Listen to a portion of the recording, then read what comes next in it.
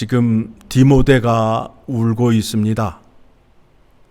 왜 그런가 하면 교회 목회를 하고 있는데 교인들은 말을 안 듣고 교회 안에 다른 교훈을 따르는 자들이 있고 또 영적인 스승, 영적인 아버지가 사형 선고를 받고 집행당할 날을 앞에 두고 있기 때문에 지금 울고 있습니다. 울고 있는 디모데에게 위로의 편지를 써서 보내는데 편지의 내용이 우리가 생각하는 것과는 달라요. 그렇죠? 우리가 어려운 처지에 있을 때, 우리가 힘들 때에 어떤 위로를 받고 싶은가를 한번 생각해 보시기 바랍니다. 그런데 오늘 말씀을 보게 되니까 울고 있는 디모데에게 나와 함께 고난을 받자라고 말하고 있어요. 여러분 이해하시겠어요? 예를 들면 여러분들이 힘들고 어려운 상황에 있는데 담임 목사가 찾아가서 지금 성도님이 당하시는 거는 당연한 거고 그렇게 하는 것이 믿음입니다 라고 말하게 되면 어떤 일이 일어날 것 같아요? 좋은 목사예요? 나쁜 목사예요? 여러분이 한번 판단해 보시라고요. 그런데 지금 바울이 디모데에게 하는 말이 그와 같잖아요. 울고 있는데, 괴로워하고 있는데 나와 함께 고난을 받자라고 말하고 있어요. 오늘 이 말씀을 살펴보도록 하겠습니다. 자, 목회자로서 교인들에게 하나님의 말씀을 가르치는데 어떻게 가르쳐야 되느냐 하면 제가 여러분에게 가르칠 때에 여러분들이 그 말씀을 들으시고 다른 사람을 가르칠 수 있게끔 가르치라는 거예요. 에? 그러니까 그렇게 하기 위해서는 명하고 권하고 또 경계하며 말씀을 전하여야 여러분들이 그 말씀을 받으시고 그 말씀을 이제 우리의 자녀들이나 이웃에게 전할 수 있는 자리로 나아가게끔 가르치라는 거예요. 2절에 그렇게 나와 있죠. 2절 말씀 같이 봅니다. 또 내가 많은 증인 앞에서 내게 들은 바를 충성된 사람들에게 부탁하라.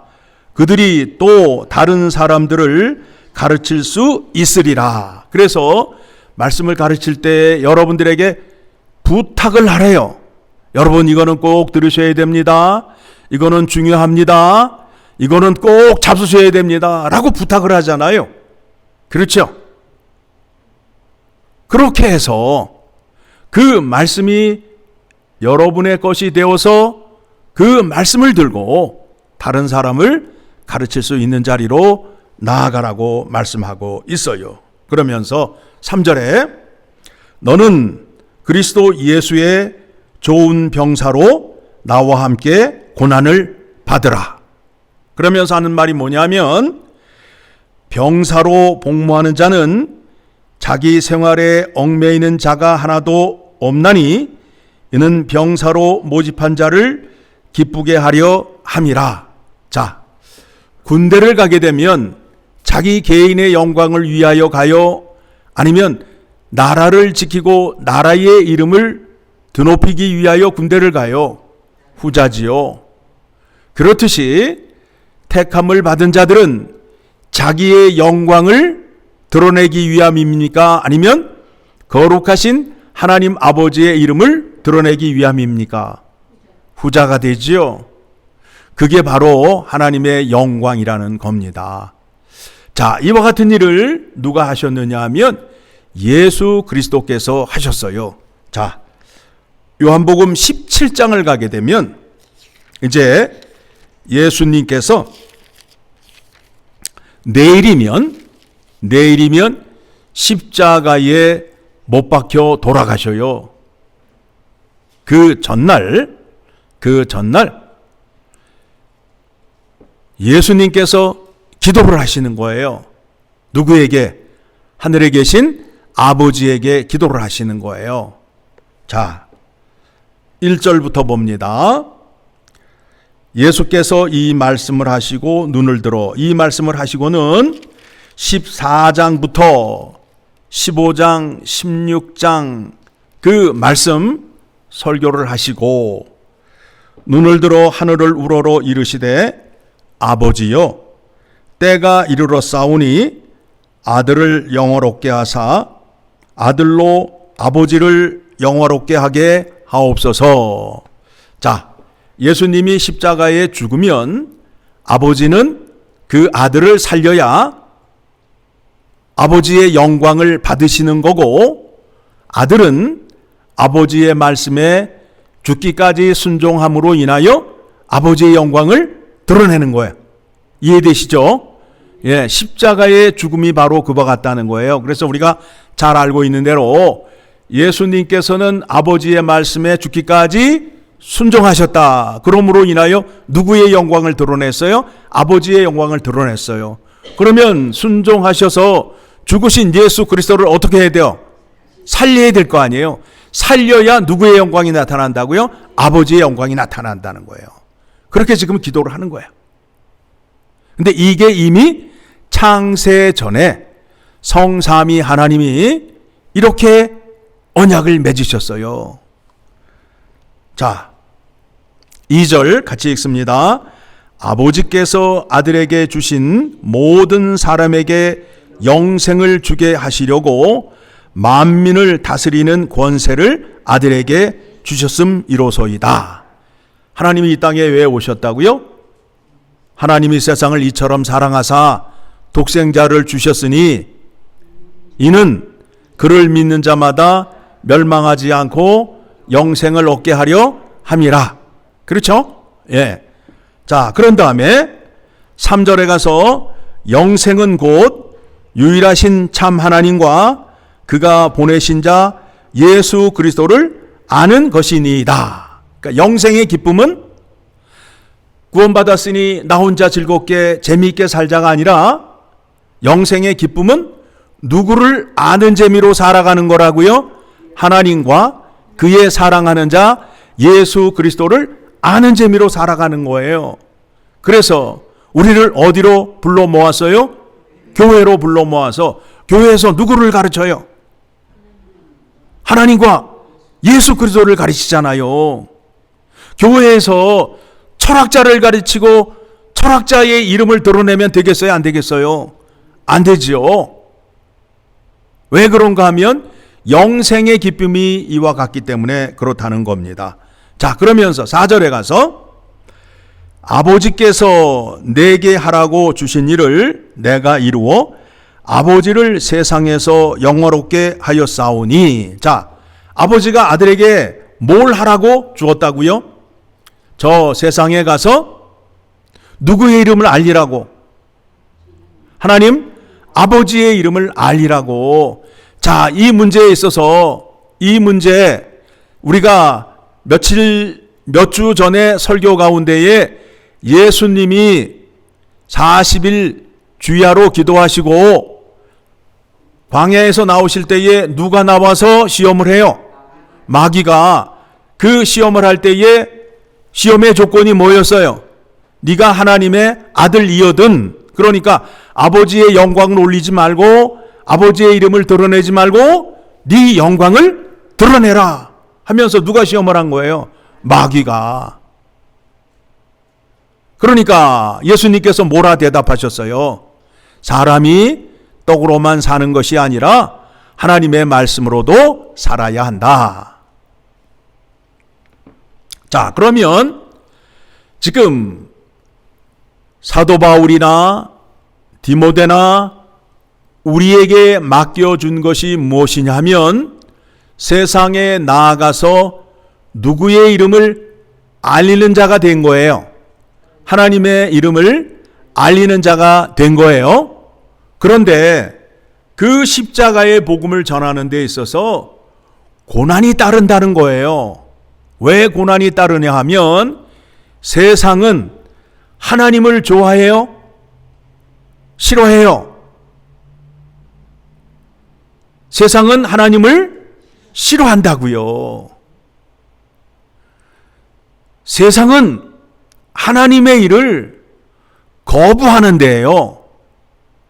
그러니 그 싫어하는 사람들 앞에서 하나님의 말씀과 계명을 지키며 사는 것이 뭐가 되는 거예요? 고난이 되는 거 아니에요. 그렇죠? 그러면 지금 교회 안에 무엇이 들어와 있다고요? 다른 교훈을 받은 자들이 들어와 있잖아요.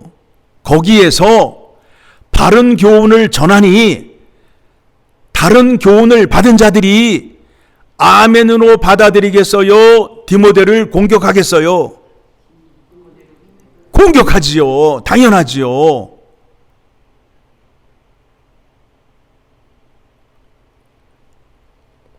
하나님을 모르는 자는 하나님의 이름을 좋아하지 않아요. 그러니까 힘든 거예요. 세상 사람들은 하나님을 찾지 않아요. 하나님의 말씀을 따르지 않아요. 그런데 우리가 세상과 하나가 될 수 있다고요? 아닙니다. 그거는 아닙니다. 자, 우리가 지금 4절까지 말씀을 봤죠? 자, 그러면서 6절의 말씀 봅니다. 6절의 말씀 시작. 세상 중에서 내게 주신 사람에게 내가 아버지의 이름을 나타내었나이다. 그들은 아버지의 것이었는데 내게 주셨으며 그들은 아버지의 말씀을 지키었나이다. 그러니까 예수 그리스도의 이름으로 구원받은 사람은 누가 택함을 주셨느냐 하면 아버지께서 택함을 주신 거예요. 그래서 아버지가 택하여서 성령 하나님의 역사하심을 따라 그를 예수 그리스도 안으로 들어오게 해서 구원을 받게 했단 말입니다. 그렇죠? 그 말씀이에요. 그래서 예수 그리스도 안에 들어온 자는 하나님 아버지를 알고 하나님의 말씀을 안다. 아들이라면 아버지의 말을 들어야 돼요? 안 들어야 돼요? 들어야 되죠. 자녀라 하면서 아버지 앞에 나오지도 않고 아버지의 말씀도 듣지 않게 되면 이거는 심각한 일이잖아요. 그렇죠? 자, 그러면서 이제 뒤로 넘어갑니다. 14절을 가게 되면, 자, 14절. 지금 6절의 말씀을 보게 되니까 예수 그리스도의 이름으로 택함을 받은 자들은 하나님의 말씀을 지킨다. 그렇죠? 그런데 세상은 하나님의 말씀을 싫어한다. 그러므로 인하여 고난이 우리에게 올 수밖에 없다. 14절 시작.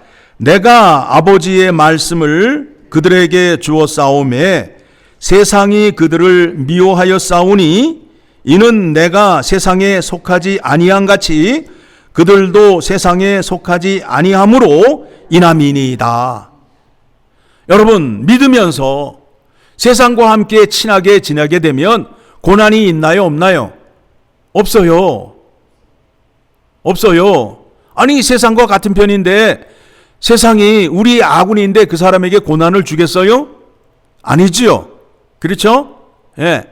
그러니까 예수님이 이 땅에 오셔서 아버지의 말씀을 지키다 보니까 그 사람들에게 미움도 받았고 고난도 받게 된 거예요.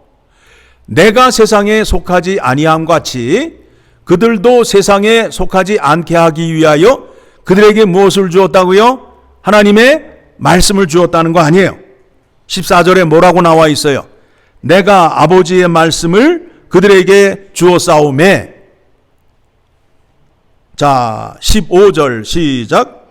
내가 비옵는 것은 그들을 세상에서 데려가기를 위함이 아니요 다만 악에 빠지지 않게 보존하시기를 위함이니이다. 하나님의 말씀을 듣고 지켜야 악에 빠지지 않고 시험에 빠지지 않잖아요. 그렇죠? 그래서 악에 빠지지 않고 시험에 들지 않게 하기 위하여 예수님께서 제자들에게 하나님의 말씀을 주었다는 거예요. 그러니까 여러분들이 죄를 짓지 않고 시험에 빠지지 않게 하기 위해서는 어떻게 해야 돼요? 하나님의 말씀을 많이 알고 그 말씀을 듣고 순종함으로 인하여 악에 빠지지 않게 된다라는 겁니다. 그 일이 영광이라는 거예요. 세상은 하나님을 싫어하는 곳에서 하나님의 이름을 위하여 영광을 올려드리는 자, 즉 하나님의 말씀을 지키고 하나님의 계명을 지키는 것이 하나님께 영광을 올려드리는 거래요. 그 말씀이 22절에 나오잖아요. 22절 시작. 내게 주신 영광을 내가 그들에게 주었사오니 이는 우리가 하나가 된 것 같이 그들도 하나가 되게 하려 함이니이다. 무슨 말씀이에요? 하나님 말씀을 지키게 되면 하나님은 자기의 뜻을 말씀으로 나타내셔서 그 말씀을 지키는 자와 하나가 된단 말입니다. 하나님의 뜻을 이룬 자가 하나님과 하나가 되는, 함께하는 그 영광을 주셨다라는 거예요.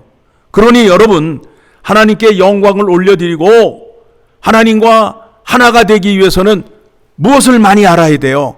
하나님의 말씀을 많이 알아야 된다는 거예요. 말씀을 많이 알아서 세상과 타협하지 않고 하나님의 말씀을 지키며 사는 것이 하나님께 영광이라는 거예요. 예? 뭐 그냥 영광 받으시고 영광 받으시고 기도하면서 영광 받으시고 뭐 영광 받으시고, 하나님은 그렇게 영광을 받으시는 분이 아니에요. 세상 속에서 하나님의 계명을 지키는 자를 통하여 영광을 받으신다는 거예요. 그래서 행함이 없는 믿음은 그 믿음 자체가 죽은 것이다 라고 말하잖아요. 자, 여러분들이 세상에서 고난을 받으며 하나님께 영광을 올려드리게 되면, 하나님의 말씀을 지키게 되면 하나님께서 여러분에게 어떤 복을 주시는지 이제 살펴보도록 합니다. 26절 같이 읽습니다. 내가 아버지의 이름을 그들에게 알게 하였고 또 알게 하리니 이는 나를 사랑하신 사랑이 그들 안에 있고 나도 그들 안에 있게 하려 함이니이다. 하나님의 계명을 지키는 자에게 하나님의 사랑이 있다라는 거예요. 그러면 하나님은 어떠한 사람을 사랑하는 거예요? 하나님의 계명을 지키는 자. 여러분들이 자녀를 사랑할 때 어떤 자녀를 좋아해요? 엄마 말을 잘 듣는 자녀. 그렇죠? 똑같아요. 하나님의 계명을 지키게 되면 하나님께서 그에게 사랑을 주시고, 하나님께서 사랑을 주시고 누구도 함께 하신다고요?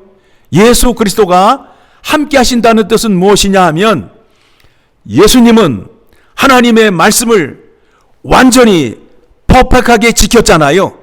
그렇죠? 지키신 능력을 누구에게 준다는 거예요? 지킨 자에게, 지키려 하는 자에게. 그러므로 인하여 예수님이 얻으셨던 그 영광을 그에게 주려 함이라는 것입니다. 여러분, 예수 그리스도의 십자가 속에 하나님의 지혜와 비밀과 영광이 이렇게 나타나는 거예요. 자, 그러면 다시 디모데 후서를 가게 되면, 자, 이제 여러분이 이해하실 수 있겠죠? 울고 있는 디모데에게 위로의 편지를 보내면서 나와 함께 고난을 받으라 한 말씀이 뭔지 알겠죠? 그 고난 속에 하나님의 말씀과 뜻을 지키게 되면 하나님의 사랑이 임하고 예수 그리스도의 능력이 임한다. 그렇죠? 그러면서 하는 말씀이 뭐냐면 뭘 지켜야 된다는 거예요? 하나님의 계명을 지켜야 된다는 거 아니에요? 자, 9절 시작. 복음으로 말미암아 내가 죄인과 같이 매이는 데까지 고난을 받았으나 하나님의 말씀은 매이지 아니하니라. 그들이 나의 육체를 매어서 감옥에 가두었지만 하나님의 말씀은 가두지 못하였다. 하나님의 말씀은 가두지 못하였다. 감옥에서도 하나님의 말씀을 지키게 되면 하나님이 그를 사랑하고 우리 주님께서 함께 하신다라는 그 은혜와 영광을 지금 디모데에게 가르쳐주고 있는 겁니다. 그러면 그렇게 약속하신 하나님은 약속하신 말씀을 끝까지 지키시는 분 아니에요. 그러면 우리가 은혜를 받지 못하고 영광을 얻지 못함은 누구 때문이에요? 나 때문이잖아요. 그런데 우리가 나와가지고 늘 누구 탓해요? 누구 탓해요? 나와서 기도하는 게 그거 아니에요? 주님 이러실 수 있냐고. 내가 모두 하고 모두 했는데. 그런데 약속의 말씀을 보게 되니까 어떻게 된다고요? 고난 가운데 하나님의 말씀을 지키게 되면 하나님의 사랑이 임하고 내가 너와 함께함으로 인하여 말씀으로 승리할 수밖에 없는 그 은혜와 영광을 너에게 주겠다 약속했어요? 안 했어요? 했지요? 그래서 13절의 말씀에 이렇게 나옵니다. 시작. 우리는 미쁨이 없을지라도 주는 항상 미쁘시니 자기를 부인하실 수 없으시리라. 이렇게 약속하셨는데 이 약속을 꼭 지키셔야 된다라는 거예요. 안 지킬 수가 없다라는 거예요. 하나님의 사랑과 예수 그리스도의 영광을 받지 못하면 나 때문이라는 거예요. 나 때문이라는 거예요. 여러분, 고난과 환난과 핍박 속에 하나님의 영광이 있다라는 말씀을 우리가 언뜻 지나가면서 말씀을 들었어요. 그런데 오늘 본문의 말씀을 통해서 우리가 눈으로 보고 귀로 확인하였지요. 그렇죠? 하나님은 어떤 사람을 좋아한다고요? 고난과 환난 가운데에 하나님의 말씀을 지키는 자, 하나님의 말씀을 세상에 알리는 자를 좋아하신다라고 말씀했어요. 그 말씀하신 분은 결코 변하지 않으신다라는 거예요. 그러면 여러분, 교회에 힘들고 어려운 위기가 찾아왔어요. 어떡하실래요? 이게 위기예요, 찬스예요? 예? 위기예요, 찬스예요? 찬스잖아요. 어떻게 찬스를 살려야 될 거예요? 회의를 통해서? 밤새도록 회의를 통해서? 아니잖아요. 고난 가운데 뭘 지키라고요?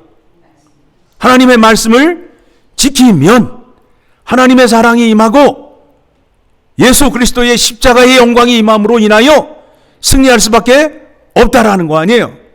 그러면 교회에 어려움과 환난과 고난이 찾아오게 되면 뭘 해야 돼요? 말씀과 기도에 천무해야 되잖아요. 그게 비결이고 비법이잖아요. 그렇죠? 예, 오늘 말씀 통해서 우리가 어떻게 살아야 하며 교회를 어떻게 지켜야 하는지 우리가 지혜를 얻었습니다. 그렇죠? 이렇게 살게 되면 하나님의 사랑을 받는 자요, 예수 그리스도가 함께하는 자요, 하나님의 말씀을 지킬 수 있는 자요, 얼마나 복되고 영광스러운 신자가 되는지 몰라요. 그렇게 되었으면 좋겠어요. 그렇게 되기를 원합니다. 우리가 말씀을 지키게 되면 우리 주님께서 신이 나시고 잘한다 잘한다 하면서 말씀을 들을 수 있는 길을 열어주시고 능력을 주시고 힘을 주신다라는 것을 기억하시고, 그리고 말씀을 지켰을 때에 내 안에서 내면에서 나오는 기쁨이 있잖아요. 영생의 기쁨이 있잖아요. 그 기쁨을 누리며 사는 여러분 되시기를 소망합니다.